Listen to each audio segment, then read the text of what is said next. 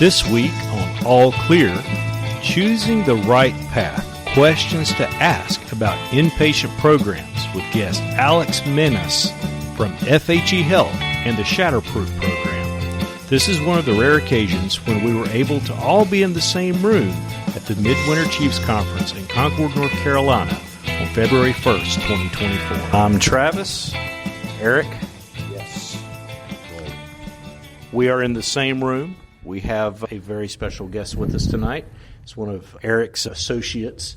So we're going to have a chance to talk to Alex. I'm going to hand the mic over to you, let you talk to Alex and explain what our topic is tonight. I appreciate that. And more than anything, how I would describe Alex is probably one of my best friends.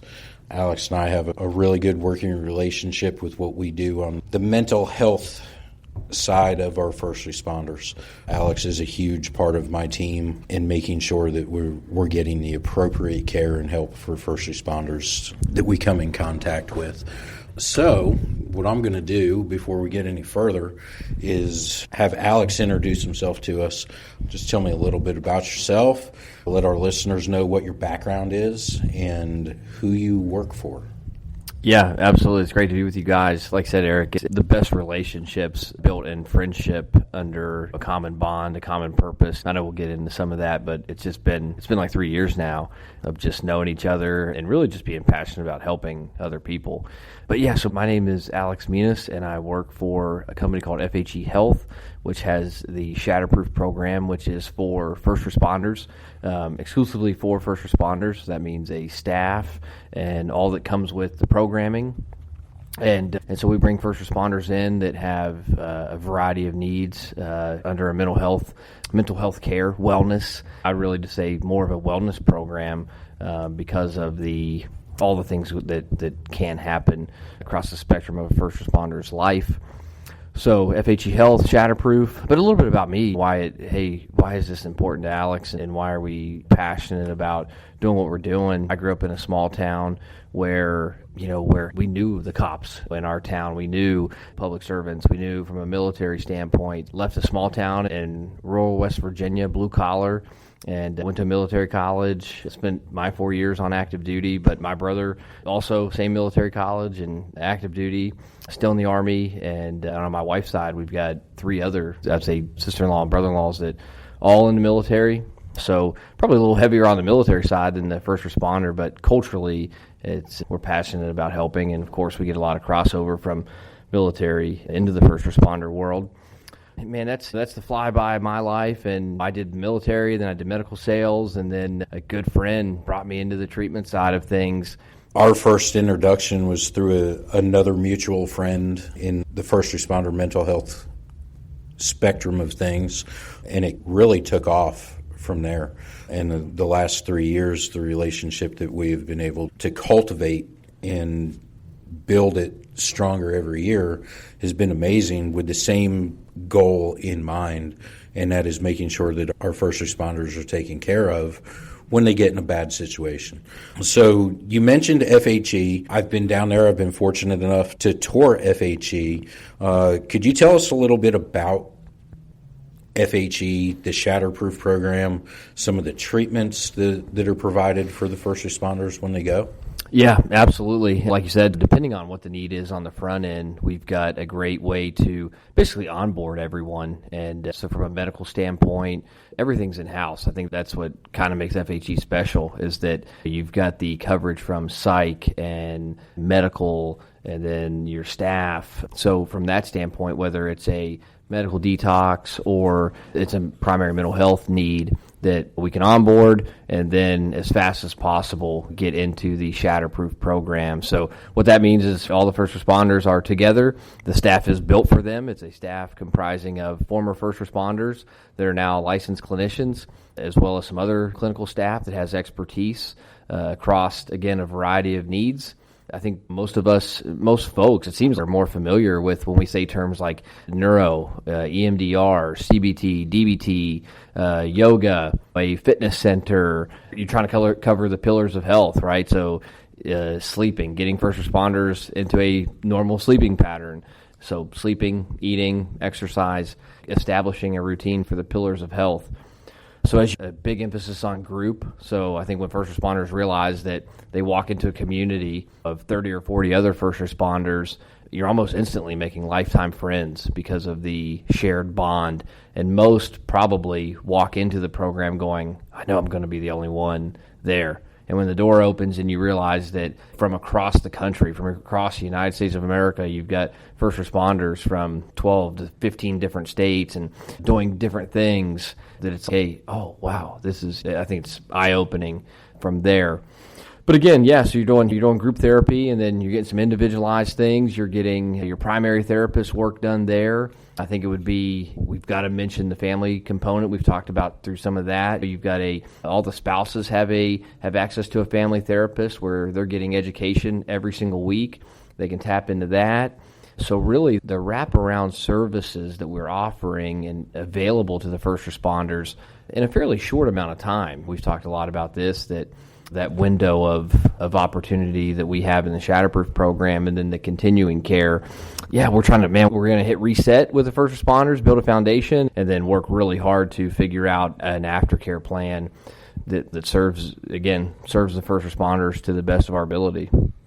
Alex, I've known Eric quite a while now, and I met you last year for the first time. And one thing I appreciate about Eric, and I've learned this from talking with you, is the fact that he's not going to recommend a program. He's not going to sign off on anything until it's well vetted. And I know you're the same way, because we've had conversations where you're not the only game in town, so to speak. There are other programs around the country. Some are great, some not so great. So I appreciate the fact that you realize that your organization has limitations at times, and you try to help everybody you can. Yeah. So what I was hoping we could do is maybe discuss some ways how a person can vet on their own a program if they know that they or somebody in their department may need services of an inpatient nature. What are some questions? What are some things we should look for? And I'm sure Eric can probably lead that a little bit more, because I know you've vetted quite a few programs in your time. Yeah. For instance, Alex and I have a really good working relationship, so I know the ins and outs of how to get a client down there to FHE if need be. But if an organization was looking to maybe have their own in-house program, things like that, maybe specifically, hey, we want to work with FHE, how do we go about it? One of the first things, what insurance do you have? I think that would be primary. Is the insurance going to cover what this client, what your employee truly needs for care? Not just, oh, we have this and this facility is going to accept the insurance, but is that truly what this person needs for a recovery process? Do they have the right treatment modalities? That is absolutely humongous. Alex mentioned a couple of them: neurostimulation, group, CBT, EMDR, some of the other things that I know, not ashamed to say it, not afraid to say it. My wife and I talk about it, and we share the experience all the time, that my wife spent almost 2 months down at Shatterproof with you guys a little over a year ago. And she said some of the coolest things were massage therapy. You're not going to find that everywhere. Acupuncture, ketamine. You guys are on the forefront of ketamine treatment for psychological injuries associated with first responders. And those are game-changing things. So it's like buying a car.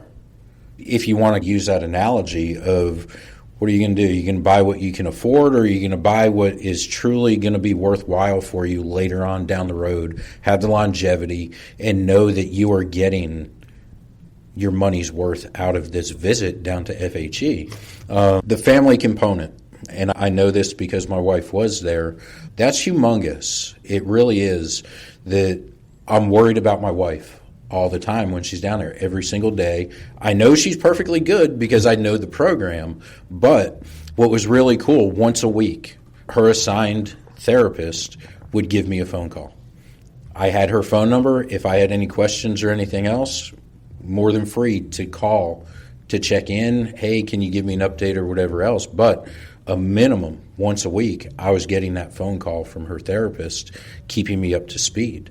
And that was huge. That put me at comfort being in North Carolina and knowing that my wife is sitting in Deerfield Beach, Florida. And Right. it was truly amazing. So the vetting process, I pretty much vetted FHE into our program through an invitation through Alex. Hey, this is what I do. Why don't you come down and take a look at it and see it for yourself?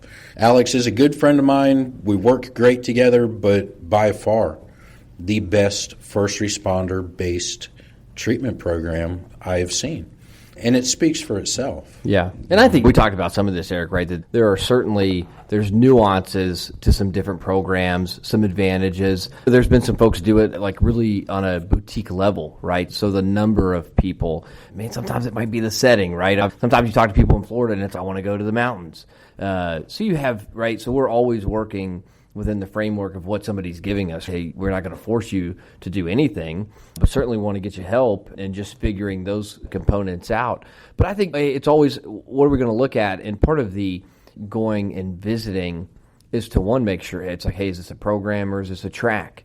If a cop shows up at a treatment center or a firefighter shows up at a treatment center, is it like, oh, okay, now we have this person and maybe once a week we do something for them, versus every bit of life is done in the first responder setting with other first responders. That means you're grouping together. That means your clinical staff are all very competent in working with first responders.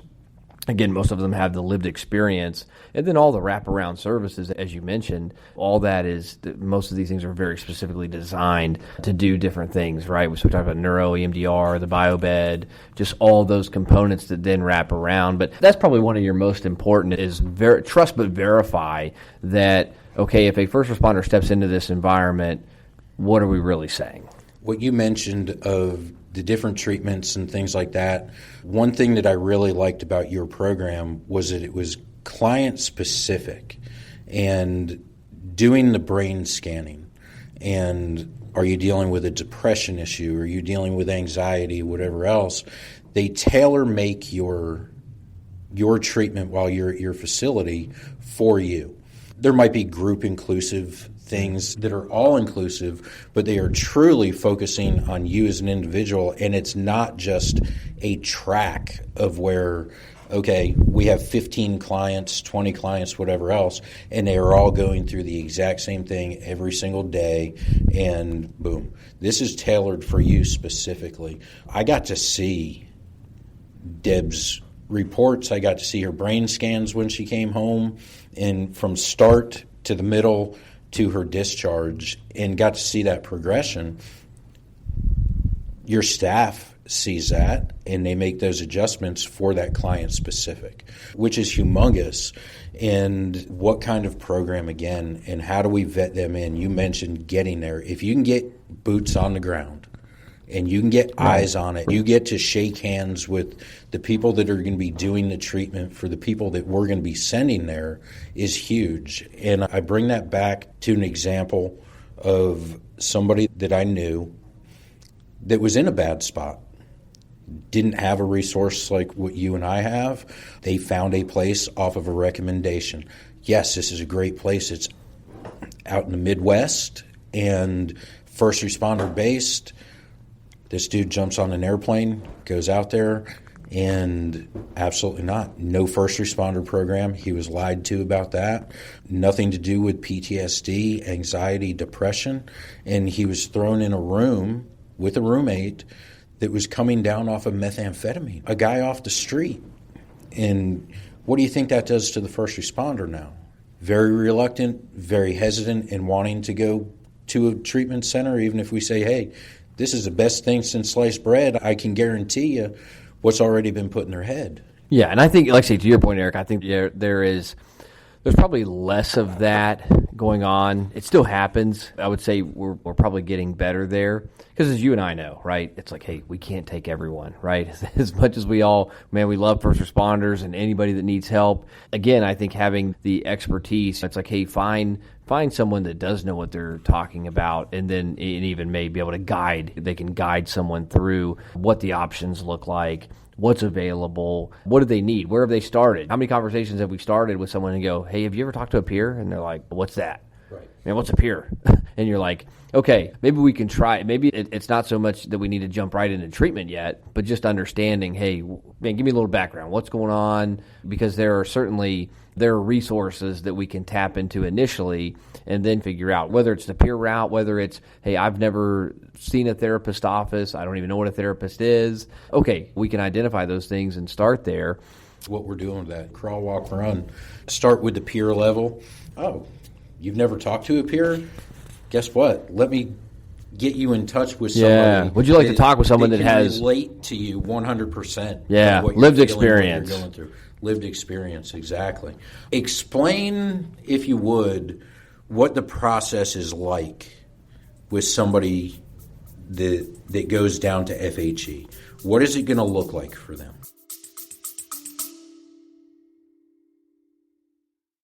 Do you have an idea that you can't quite get out of your head and onto paper? Does your department need updated shirts? If so, you need to talk to the guys over at Studio Print Shop. We've been working with the guys at Studio on making some of our ideas become reality. Whether you need screen printing, embroidery, or graphic design, they have you covered. They're even working with the latest direct-to-garment printing technology to make your ideas come true. Check out their link on our website or go to studioprintshop.com and get 10% off your first order when you use the discount code ALLCLEAR. Studio Print Shop, creativity fueled by passion and vision.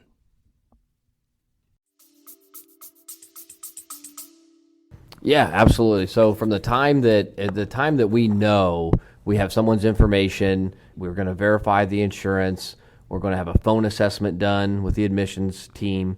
That way, 20 or 30 minutes, again, we're discovering what's exactly going on and what the needs are, identifying the clinical need for treatment. Once that's done, then it comes down to the logistics. Where's someone coming from? What flights are available? How quickly do we need to get them to South Florida? Luckily, we have 3 major airports, so typically, as we know, we try to find the need for a nonstop flight that'll coming from where they are to us, pick them up at the airport, bring them to the medical building, get them in processed. Again, depending on time of day, some of those things. Hey, what's the initial need? Our staff, again, for everyone to get their opportunity to work with the patient. So your psych team, medical team, the neuro team, all that initial workup. And then from there, as you mentioned, some of their unique protocol, and then getting started into the program. But that's all built to it that, hey, sometimes it's like we have to get someone on a plane and get them somewhere immediately. We're going to have someone fly with them. So, Alex, we know all that goes into getting folks there, the programs that you've got, the resources you have there in Florida. At some point, I've got to come home. So my question is, when someone leaves your place down at FHE, are they done? Or are they still a member of the FHE family for a while to come? Yeah, it's such a great question. And that is, I would almost say, you could make the argument for, hey, what's the most important part of this process? And I would say, again, even though it may seem like a good bit of time to be at the program, that your aftercare, that's, again, you're going back to life.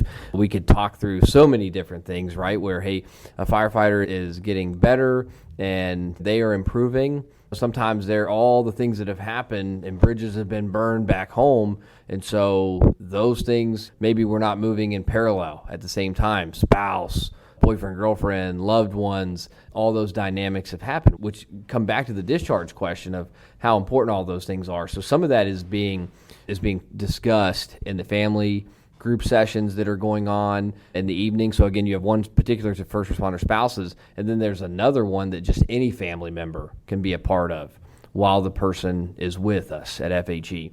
So there can be education and asking questions. Some people would ask a basic question, right? If my husband or wife is a first responder and they've had an alcohol problem, do I need to clean every bit of alcohol out of the house, right? If we're going to an Italian dinner tonight and I want to have a glass of wine, can I have a glass of wine? Those are just really real practical questions that a lot of people want to be able to ask. So we have that avenue going on while they're with us.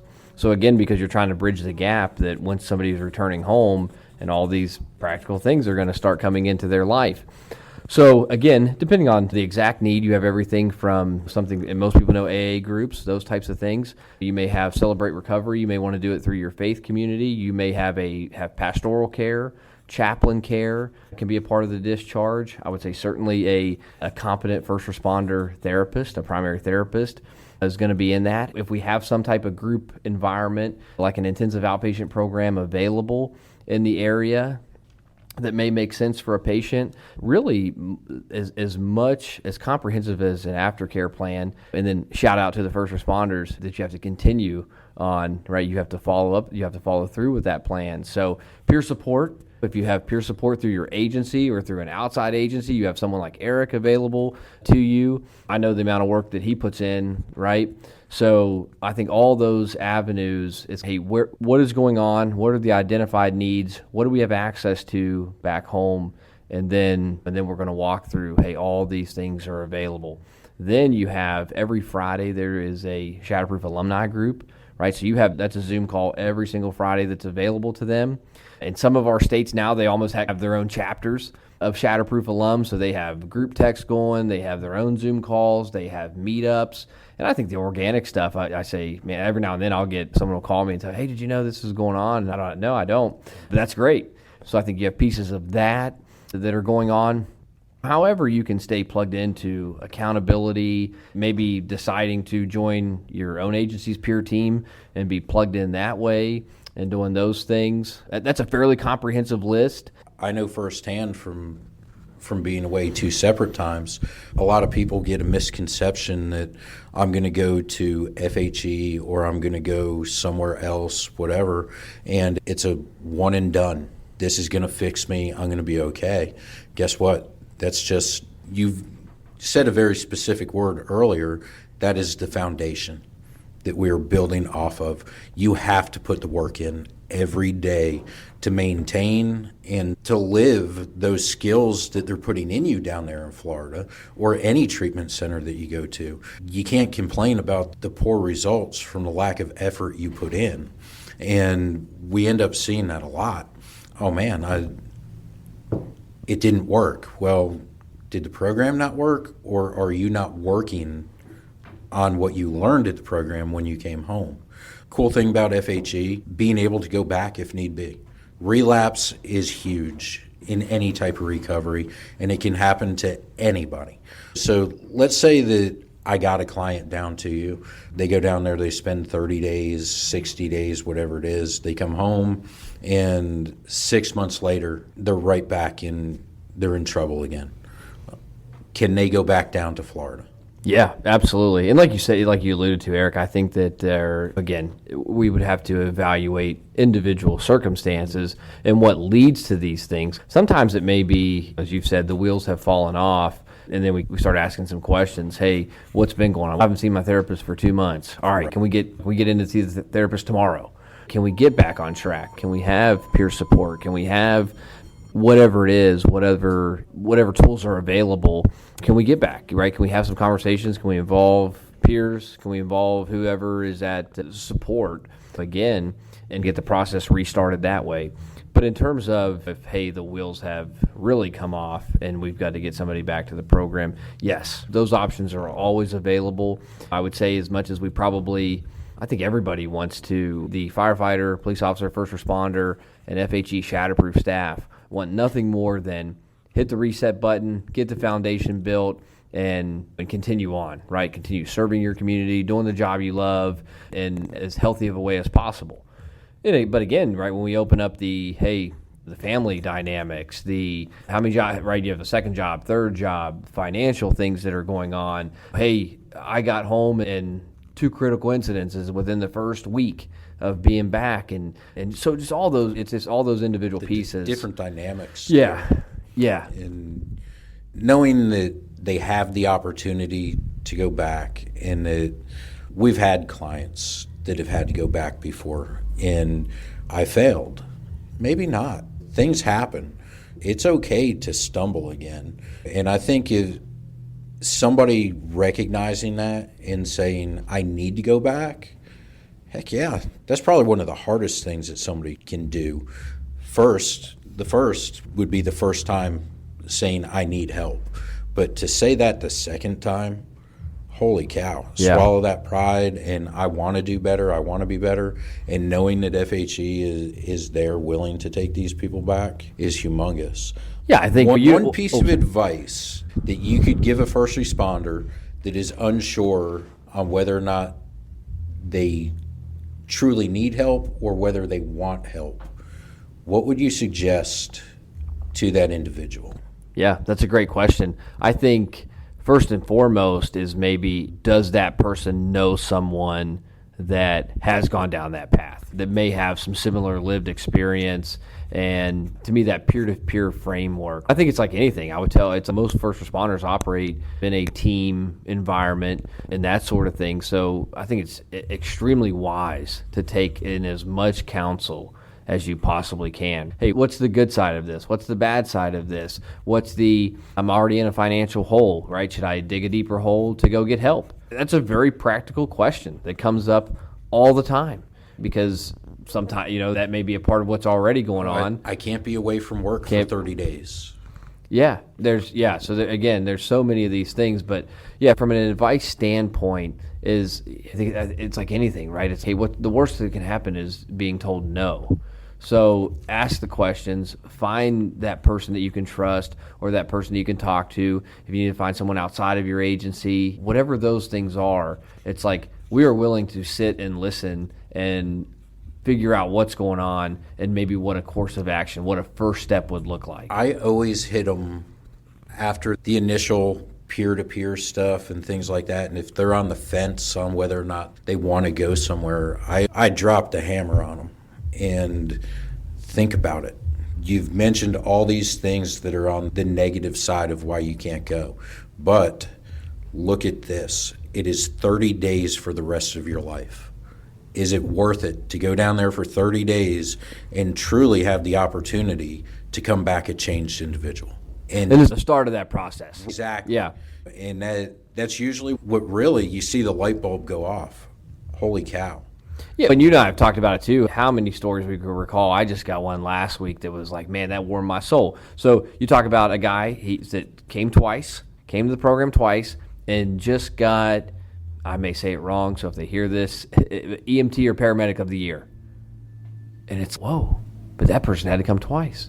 So you just never know. Yeah. And I think that some of it is always, hey, you have to remember that if you are willing to take this leap, that like your ability to help that next person. We've seen that so many times where it might be 2 weeks, it might be 2 months, but somewhere down the line, someone is just like waiting to talk to you. Sometimes people can't wait till you get home and go, hey, where were you? And then it leads to another conversation. Man, I've just needed to talk to you so bad. So I think that is, not that that's the only driver, but it's certainly something that I would say for first responders and our military veterans, some again that have crossed over into public safety now, that we know the issues going on in our veteran community. We know, so the ability to go and get healthy and start down that path, I think it exponentially helps other people. And right? To relate that to our good friend Gerald. Gerald's been on the podcast with us before with the Low Country Firefighter Support Team in South Carolina. Their logo, you have to take that leap of faith. Trust what we're telling you as a peer group, that if you truly want help, we have the available resources for you. Put the trust and confidence in us. And you see those fears and hesitations when somebody comes back of, man, I had nothing to be worried about. I wasn't locked up in a room. What most people think of treatment, yeah. And that's what they think, these misconceptions. And it's, man, why did I wait so long to finally decide to go get help? How many Take people? That leap of faith. How many people do we know that even you're either close to retirement now or in retirement, where it's, man, why did I wait 25 years? This is so normal. Yeah, we've talked about it. I say it all the time. I think that if you knew what most professional athletes were doing, they have access to all of this stuff. Yep. And they're doing it in the privacy of their home or something in that setting. It should be normalized Very normal throughout our community of first responders that, hey, guess what? We're going down there to FHE for maybe just 2 weeks, and it's preventative maintenance. we're building resiliency in our employees, and we're trying to keep them out of getting in trouble in the first place. And there's absolutely nothing wrong with it. And don't wait for that 25-year mark, that 15-year mark, or whatever else. Boom, start incorporating this stuff. Yeah, we all know it's the best corporations bring in. They've got health and wellness. They've got fitness centers inside of the company where you can go on your lunch. They've got a cafeteria, right? People are doing this. Then we know the issues with first responders and in the cafeteria. I've heard that the food's not too bad down there at FHE. You've got a cafeteria. They love the ice cream machine. Got soft serve ice cream. Hey, you can always count on some fire guys, man, in the grills. Yep. You're in a good. Something we've talked about even this time of year, man. Being in a place where there's sunshine, where the sun is shining, right? It's that is right. Talk to people. How big of a difference. The biggest worry down there is iguanas falling out of the trees on them. If it's cold, right? Truly, that's it. Everything else, it's a cakewalk down there, man. Yeah. But I really appreciate you taking the time to be with us tonight. Anything else that you'd like to add? I'm going to turn it over to Travis, see if he has any closing remarks or comments, questions for you. But thank you for being here, brother. Yeah, really absolutely. I think we share a common bond that we want to serve people. And it's, hey, I was at an event earlier today, and it's, look, most people in this country we love our cops, we love firefighters, it's like we have to have these people, right? It's like we can't function in America without these people. Corrections officers, telecommunicators, right? Just go down the line. I'll make sure I get everybody because I know somebody's going to say, hey, you forgot our group. You forgot our group. But everybody, right? It's like we have to have these people, right? You get in a pinch and dial 3 numbers and no one answers. What does that look like? Or, hey, call times. We could do this, man. We could be here talking for the next 10 hours, days and days. But yeah, it's, hey, man, we love first responders. We want to help you whatever ways that it manifests in all kinds of ways, very practical things, meeting everyday needs and doing meal trains for people while they're gone, just whatever it is. We love you. Thank you for serving our country. So if somebody wants to get in touch with you or check out FHE, what is the easiest way for them to do that? Yeah, my cell phone number is 919-717-0915. If you want to do a Google search, you've got a lot of the information on the website. So you can go to FHE Health. Right at the top, you can click on the program, Shatterproof, and then that will unlock information, and you can check it out, flip through. I can fill you in on pretty much anything about the program. Yeah. Luckily, like I say, we didn't do it on the front end, but even the context, this is almost 10 years of Shatterproof, which may be one of the longest standing true first responder programs. So that seems like dog years. I don't know what that is, but it's a lot. In first responder wellness, 10 years now. I say that again, not for any numbers, recognition, anything like that, but just to tell people that, it's proven. Hey, this is 10 years now. So you've got first responders from all walks of life that are out there available to talk to you. If we need to, again, put you in contact with somebody that is a combat veteran that's been through the program, that is a corrections officer, a telecommunicator, whatever that, it's like those people exist. This has been going on for a decade now. And now, with more and more places that have come online and are doing a good job in different settings, other treatment programs, it's, hey, look, we can figure out what's going to help serve someone and their family and get you in the right spot.